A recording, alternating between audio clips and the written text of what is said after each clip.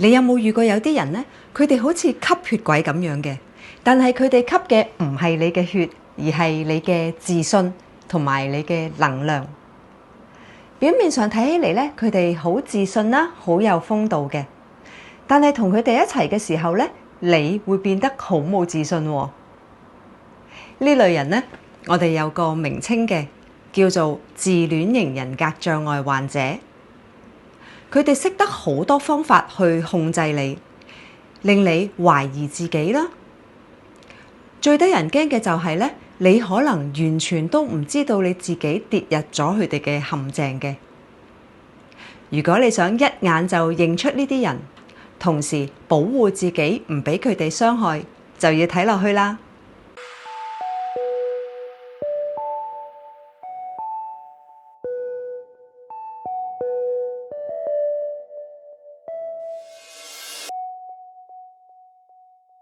大家好，我係阿 V。喺之前遠離有毒朋友段片裏面呢，我就曾經提過自戀型人格障礙嘅。當時咧只係略略咁樣講一講嘅啫。今日咧就同大家一齊了解下乜嘢係自戀型人格障礙。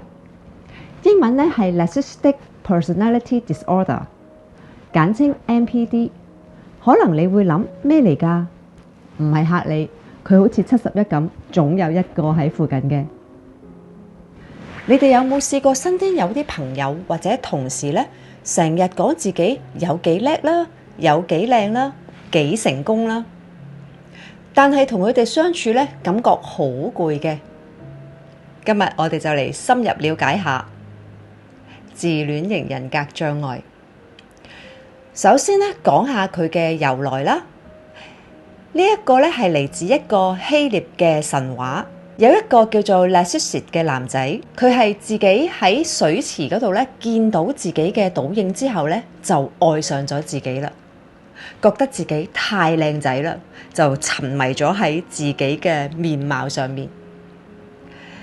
而因為呢一個倒影咧，亦都令到佢葬身喺呢一個地方，所以咧之後咧，大家就用佢個名咧嚟到形容自戀型人格。沉溺喺自己嘅人身上。根據統計咧，全世界大約有1% 嘅人患有自戀型人格障礙嘅。聽落好似好少係咪啊？但係數字都有幾百萬人㗎喎。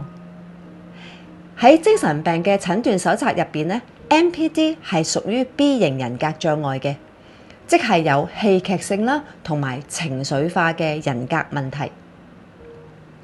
呢個概念咧，最早喺1925年由精神分析師提出嘅，經過一啲心理學家多年嘅研究咧，喺1968年就正式確立為一種人格障礙啦。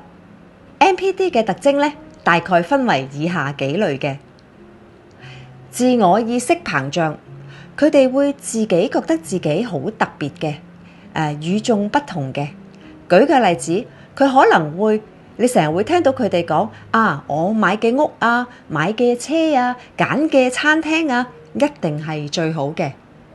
或者呢個 project 如果唔係有我，就唔會成事啦。明明係團隊嘅合作，但係佢會將所有嘅功勞攬咗喺自己身上嘅。佢哋會要求完美嘅。唔單止對自己，對其他人都係咁。佢會叫你啊，你應該咁樣做啊，咁樣做啊。呢啲説話咧，會經常喺佢哋嘅口中出現嘅。同時，佢哋會沉醉喺自己嘅幻想世界，幻想自己係一個國王啦，或者係女王，擁有無限嘅權力、美貌同才華，維持自我膨脹。你可以想像一下一個好大嘅氣球，為咗保持佢嘅膨脹嘅狀態咧，你就要不斷幫佢泵氣啦、打氣啦。NPD 嘅患者就係咁啦，佢哋咧需要源源不絕嘅讚美嚟到維持佢哋自我形象嘅。但係無論你點樣讚佢咧，佢都係覺得唔足夠嘅。佢哋會誇大自己嘅能力同埋成就。可能你會見過一啲人咧，明明做咗一啲好普通嘅事嘅啫，但係咧佢哋講到好似會影響晒成個世界咁。亦都好似講到咧，成個世界冇咗佢哋唔得咁樣。喺人際關係嘅角色入邊咧，佢哋就扮演一個索取同埋剝削嘅角色。佢哋缺乏同理心啦，永遠都係我。你無論講乜嘢話題咧，佢都會將個話題帶到去我試過咁樣啊，我有乜嘢啊咁樣，都係好主觀，針對自己我嚟到講嘅。就算你點樣為佢付出咧，佢都會覺得呢個係理所當然嘅，你係應該對我好噶嘛。喺呢度要提一提醒大家，佢哋咧，你一認識佢哋嘅時候咧，可能會俾佢哋嘅外表嘅自信啦、風度啊、風趣啊所吸引嘅。佢哋對於自己嘅外表咧有一定嘅追求，所以咧初步嘅印象會幾好嘅。但係當你同佢 friend 咗之後咧，進入咗佢哋嘅世界咧，你就會發現佢係國王，你係奴隸。行為導向，佢哋咧會幻想世界咧係佢哋嘅保護殼嚟嘅，用嚟咧遮掩自己內心嘅空虛同埋羞恥感。一旦有人唔認同佢哋嘅諗法，或者提出佢哋嘅錯誤咧，佢哋就會極力咁樣反彈，甚至反擊嘅。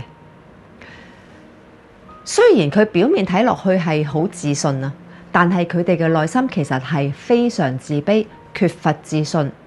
大家都知道啦，真正自信嘅人係唔需要其他人外在嘅讚賞嚟到證明自己嘅價值㗎嘛。妒忌同埋報復，NPD 嘅患者咧，經常妒忌其他人嘅，同時佢又覺得你喺度妒忌緊佢。呢一種妒忌心一起咧，就可能做出一啲好無理嘅事啦，例如佢會造謠啦、誣蔑你啦、抹黑你啦。呢種隱形嘅傷害咧，先至係最得人驚嘅。佢哋會用語言暴力去貶低其他人，呢個咧亦都係佢哋操縱人嘅一種方式，令到你懷疑自己啦、否定自己啦。呢個咧就係所謂嘅煤氣燈效應。煤氣燈效應咧係來自1938年嘅一出舞台劇嘅，係一種心理操控嘅手段。遲啲咧，我哋有機會再詳細傾。要診斷 NPD 患者咧，需要喺9項症狀裡面符合5個以上咧，先至稱得上為 NPD 嘅患者嘅，包括誇大自己嘅重要性啦、沉醉幻想啦、覺得自己好特殊啦、過度要求讚美、覺得應該接受唔一樣嘅對待、剝削其他人、缺乏同理心、經常妒忌、表現好高傲。NPD 嘅成因咧，而家暫時冇一個劃一嘅標準，但係咧可能係喺細個嘅時候咧，同父母嘅期望過高啦，或者相反受到忽視或者否定。佢哋咧為咗保護自己，就會創造一個自己幻想出嚟嘅世界。要治療嘅話咧，首先要患者本身想真係去改變先得嘅。但係問題係 NPD 患者自己通常都唔覺得自己有問題嘅，只係你哋有問題嘅啫。佢只會令到人哋痛苦嘅。點解同 NPD 溝通咁難呢？如果你試過同一啲 NPD 患者溝通，你就會覺得有咁嘅經驗，可能覺得好攰啦，好挫折。首先，佢哋咧係單向咁樣付出嘅，只係中意講自己，從來唔聽你講嘢嘅。呢種唔對等嘅交流咧，就會令到人覺得好攰啦。其次咧，就係佢哋會有攻擊性啦，好挑剔啦，中意去指責人哋啦，或者挑人哋嘅骨頭啦，用諷刺嚟到刺激你。然後如果你嬲咧，佢就會話你係問題製造者。第三，佢哋咧就好拒絕解決問題嘅，從來唔會承認自己有錯，更加唔好期望佢哋改變。習慣用冷暴力嚟到對待問題。最後，佢哋會否定你嘅存在，無論你講啲乜嘢啦，佢哋都會有佢哋嘅理由去否定你嘅，令到你覺得咧自己好似一無是處咁樣。面對 NPD 嘅策略如果你有 NPD 嘅朋友呢啲咁嘅患者朋友嘅話咧，記住以下幾點。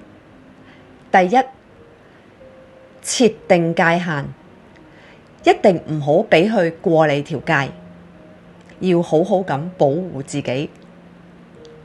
第二，關注自己嘅感受，唔好因為要迎合 NPD 而到忽視自己嘅感受。避免 NPD 嘅人嘅認可，你唔好索取，唔好想要求佢哋嘅認可啊！佢哋嘅認可通常係帶有條件嘅，因為一個自戀嘅人呢，其實冇人係喺佢心目中係好嘅。保持適當嘅距離，盡量減少接觸，減少俾佢哋咧去吸取你嘅能量。同 NPD 嘅人相處咧，確實係有啲難度嘅，有陣時都幾辛苦嘅。但係我哋可以設定邊界啦，關注自己嘅感受啦，或者係減少接觸咧，去保護自己。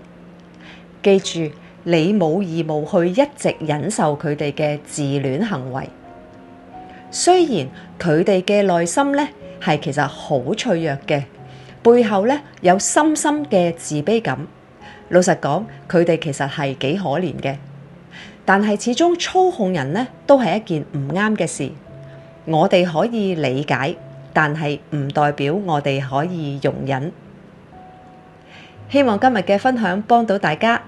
如果你身邊有呢種人嘅話呢，記住記緊要係守好自己嘅邊界，好好保護自己。多謝大家嘅收睇，我哋下次再見啦，拜拜。